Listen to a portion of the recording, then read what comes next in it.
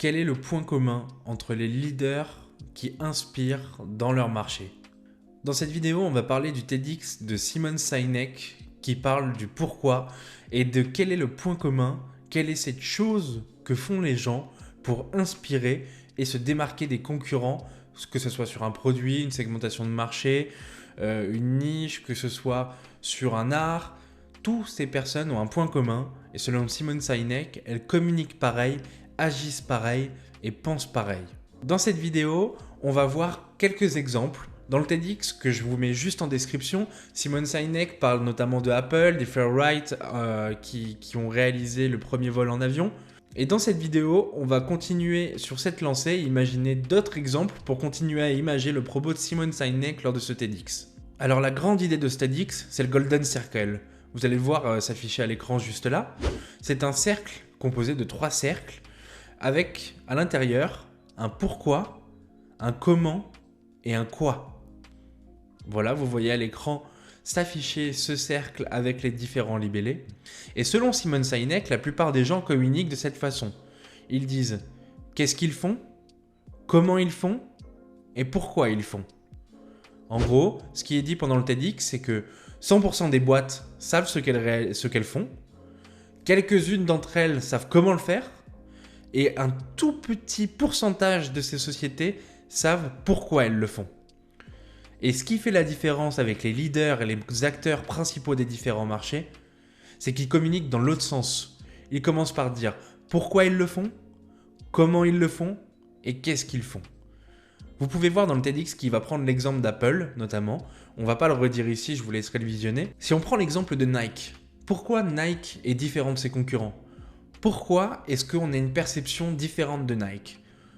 Parce que si on suit la logique de Simon Sinek, une mauvaise façon de communiquer serait nous réalisons des chaussures ou des vêtements ou nous réalisons des articles de sport qui permettent de faire du sport en utilisant des technologies qu'on a brevetées pour pouvoir vous faire dépasser des performances.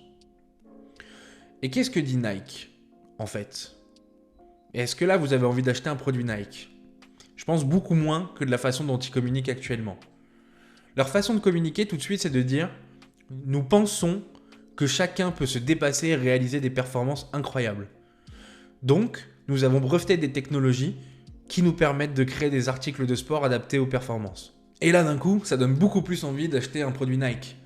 Puisque, pourquoi les gens achètent un produit Nike? C'est pour suivre leur pourquoi. C'est parce que les gens, les clients qui consomment chez Nike, ils pensent comme Nike. Ils pensent qu'on peut se dépasser. Ils pensent qu'on peut réaliser des performances.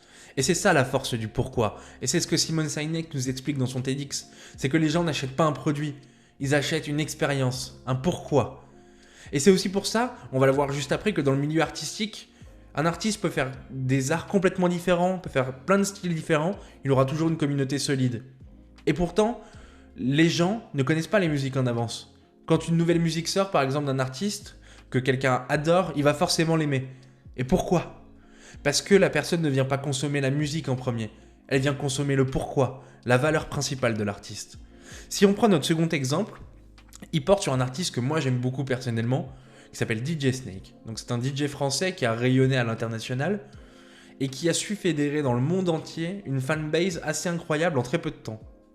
Et pourquoi les gens écoutent du DJ Snake? C'est pas forcément parce que ses musiques sont très qualitatives, c'est pas forcément parce qu'elles sont très différentes de tout ce qui se fait, c'est parce que les gens achètent la valeur DJ Snake. Et ce que nous dit DJ Snake, c'est quoi?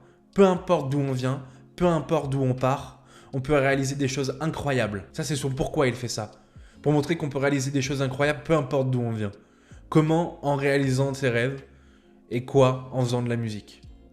Est-ce que les gens achètent quand ils consomment DJ Snake, quand ils vont à un concert, quand ils écoutent de la musique? C'est ce pourquoi. Et si on voulait le comparer à un autre artiste pour donner d'autres points de repère, ça marche pareil avec Coluche par exemple. Pourquoi les gens écoutaient Coluche?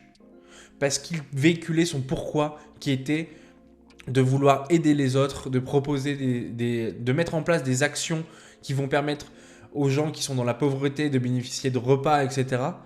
Et les gens, quand ils écoutaient Coluche, ils étaient d'accord avec lui, mais pareil, ils ne connaissaient pas le sketch avant.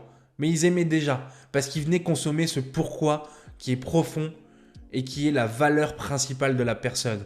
Et on le voit ici, que ce soit une marque, que ce soit un artiste, que ce soit un humoriste, que ce soit un peintre, que ce soit une cause, que c'est toujours le pourquoi. C'est jamais le contenu propre, puisque par exemple, en politique, c'est pareil.